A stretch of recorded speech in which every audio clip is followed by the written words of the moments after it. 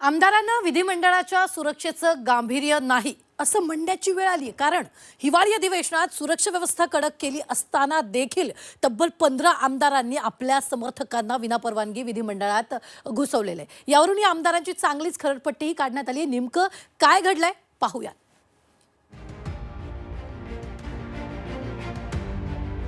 अधिवेशनात आमदारांकडूनच सुरक्षा भंग, विनापरवानगी आमदार समर्थकांची विधिमंडळात घुसखोरी,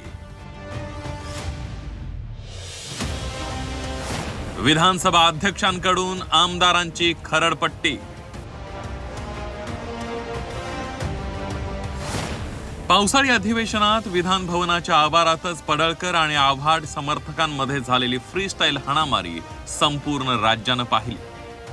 या घटनेमुळे अधिवेशन काळात विधिमंडळाच्या सुरक्षेचा प्रश्न पुन्हा चर्चेत आला।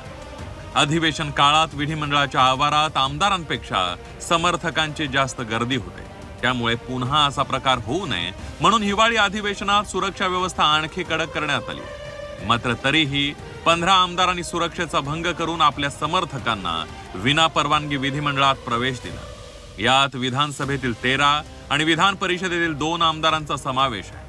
दरम्यान विधानसभेचे अध्यक्ष राहुल नार्वेकर, विधान परिषदेचे सभापती प्राध्यापक राम शिंदे यांनी या आमदारांची कान उघडणी केली आहे। तसंच पुन्हा असं करू नका असा सज्जड दमही या आमदारांना दिला।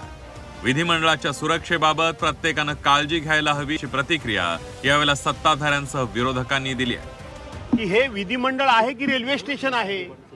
रेल्वे स्टेशन मध्ये जेवढी गर्दी नाही तेवढी विधिमंडळाच्या आवारामध्ये गर्दी मुंबई असेल ना तर नागपुरात दिसते।